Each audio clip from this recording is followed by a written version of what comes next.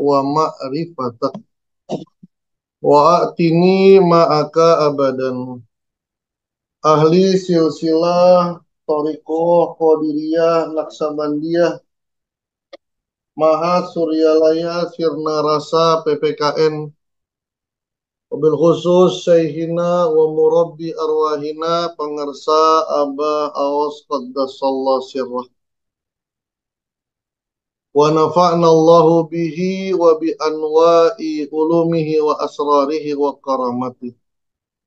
Wakil Talqin Syekh Mursyid Bapak Kiai Haji Mustafa Al-Maduri, Bapak Kiai Haji Mahya Al-Bukhari, Bapak Kiai Haji Imam Sutiono, Bapak Kiai Haji Anang As'ari, Bapak Profesor Kiai Haji Raden Edi Sunarjo, Pemangku Hajat Ibu Hajah Harsasi Nurwendo, Bapak Haji Suprasono, Ibu Hajah Yeni Nurwendo, Bunda Haya, Pak Priyatna, Bunda Dr. Sari, ikhwan akhwat yang dirahmati oleh Allah Subhanahu wa taala.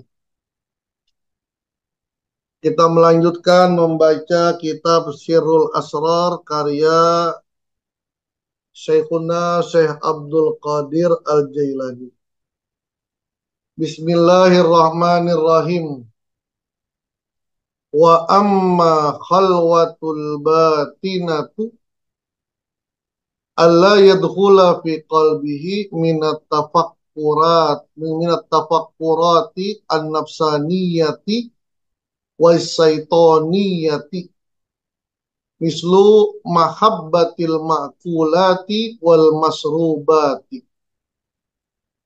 Wa amma khalwatul batina, Syekh Abdul Qadir Al-Jailani mulai membahas tentang khalwah batin, khalwah thariqah,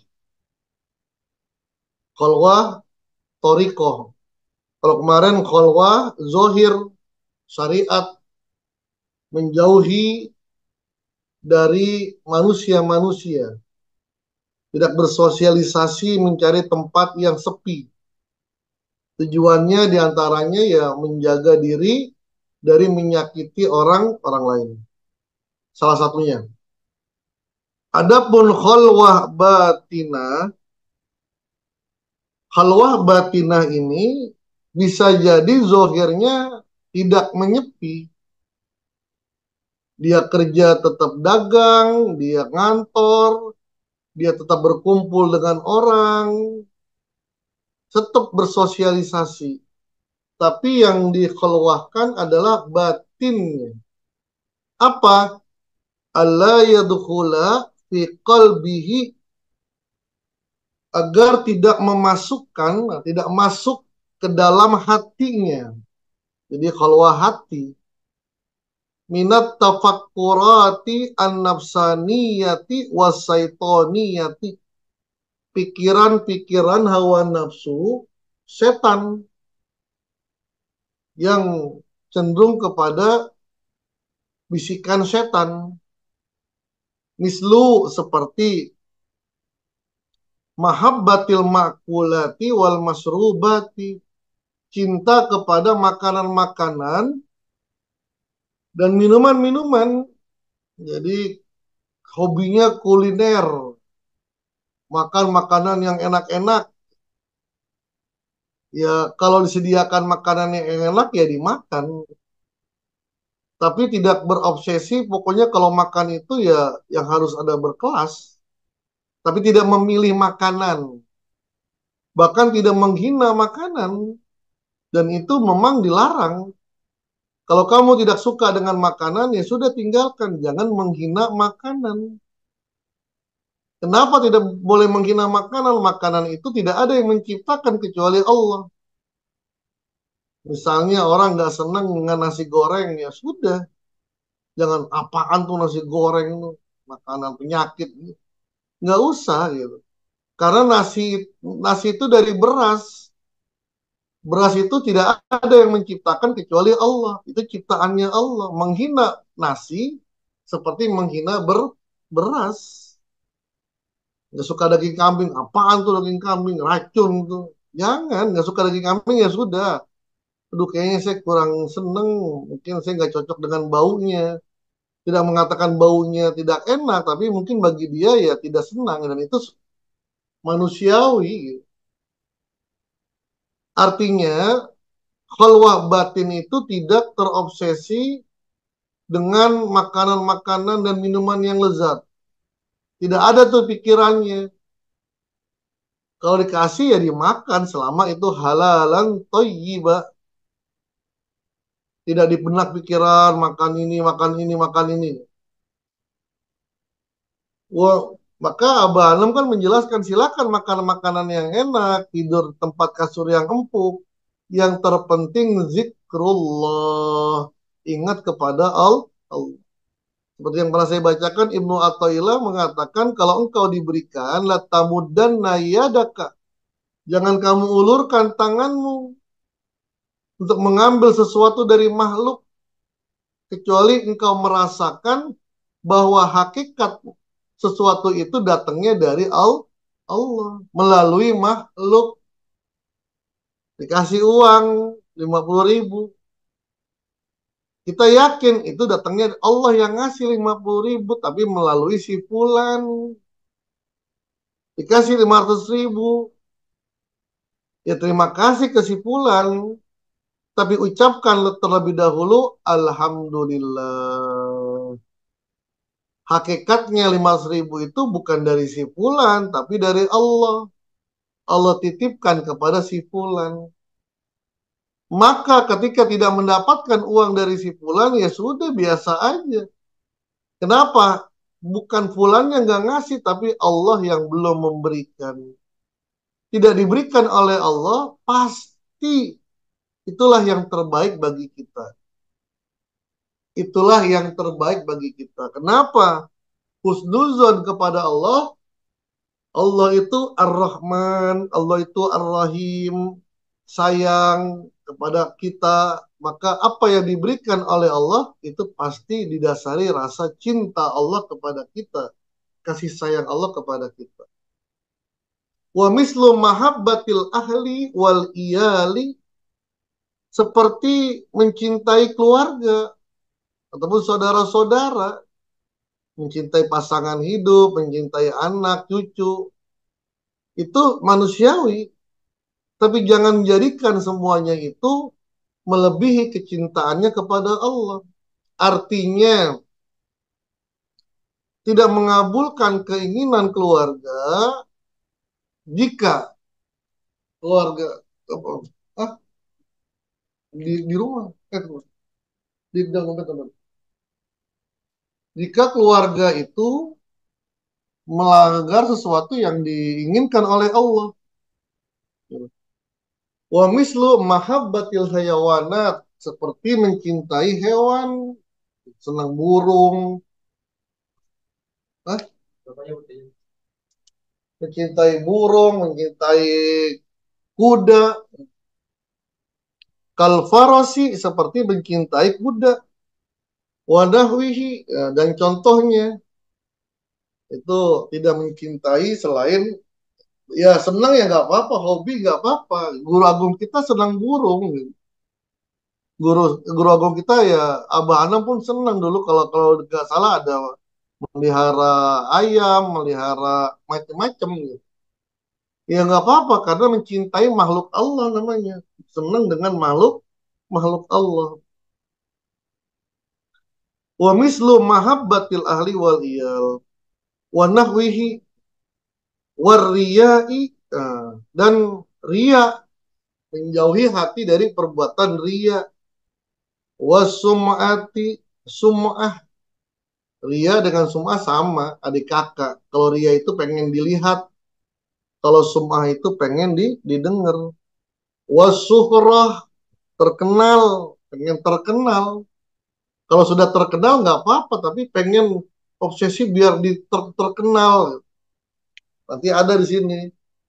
Kama qala Rasulullah sallallahu alaihi wasallam, asyukratu afatun. Terkenal itu penyakit. Menjadi orang yang terkenal itu penyakit. Wa kullu ma yatamannaha wal humulu rahatun. Wa kullu ma yatamannaha. Setiap orang yang menginginkan ketenaran, seorang yang menginginkan ketenaran, wal humul rahatun. Kebalikan dari suhra itu humul, biasa-biasa aja. Itfan wujudaka fi ardil humuli.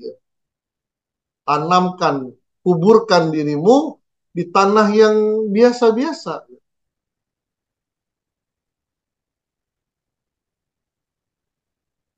Wa kullu ma yatawaqqaha. Dan setiap sesuatu yang dia menghindarinya. Jadi as-suhratu afatun, kemasuran, ketenaran, dan apa-apa yang ingin membuat itu dia tenar, itu afatun, itu penyakit. Wal humulu rahatun wa kullu ma yatawaqqaha. Dan kehidupan yang biasa-biasa dan sesuatu yang condong ke sana itu roha. Itu malah ketenangan, sesuatu yang sangat yang biasa-biasa, yang enak, yang nikmat. Wala yadkhulu fi qalbihi bikhtiyarihi. Dan janganlah masuk ke dalam hatinya dengan keinginannya sendiri. Jangan biarkan sifat ini masuk ke dalam diri kita. Apa? Al-kibr, sombong, wal ujb, wal ujbi, ujub atas dirinya, wal bukhli, pelit, wa ghairi zalik minaz zamaim, dan lain sebagainya di antara sifat-sifat yang jelek. Jadi eh, halwat batin membersihkan hati dari sifat ria, sum'ah, suhroh, pengen terkenal, atau sifat kiber, sombong, ujub, pelit, sifat-sifat yang jelek. Meskipun dia di tengah-tengah masyarakat yang tanda kutip itu dinilai negatif, jika hatinya bersih dari itu semua, maka dia termasuk orang yang uzlah, orang yang halwat. Itulah yang bahasa Abah Anom kepada Abah Aos, kalau uzlah itu bukan ke gunung, tapi ke tengah-tengah kota, tantangannya lebih berat, lebih berat. Maka kita tidak dikenal tuh berkholwat menyendiri. Itu kan diceritakan oleh Abah Aos ketika beliau ingin berkholwat 40 hari. Ingin berkholwat 40 hari. Eh, sudah siap semuanya. Kamarnya sudah disiapkan, yang pintunya dilobangin di bawahnya. Jadi nanti kalau mau makan dikirim dari luar gitu. Ketika akan pamit, Abah Anom langsung bilang kalau khalwat itu ya di keramaian, bersosialisasi, dan itu tantangannya lebih berat. Kenapa? Karena menjaga hati, gitu. Menjaga hati untuk tidak sombong, untuk tidak ria, untuk tidak hasad. Fa iza dakhala fi qalbil khalwati min hadhihi zamain, jika masuk ke dalam hati orang yang khalwat, ya hati kita lah orang, ataupun hati orang yang khalwat juga. Zohirnya khalwat, tapi di hatinya ada seperti itu tuh. Min hazil zamain, daripada sifat-sifat yang buruk ini, fasadat khalwatuhu, maka rusaklah khalwatnya. Dia menyendiri, lalu di hatinya, saya ini ya lebih lebih baik, saya ini orang yang suci, ya itu. Fasadat khalwatuhu wa qalbuhu, begitu pula hatinya. wa fasada ma fi qalbihi minal a'mali salihati wal ihsani, maka begitu pula akan rusak apa-apa yang ada di dalam hatinya dari perbuatan-perbuatan saleh dan perbuatan yang baik.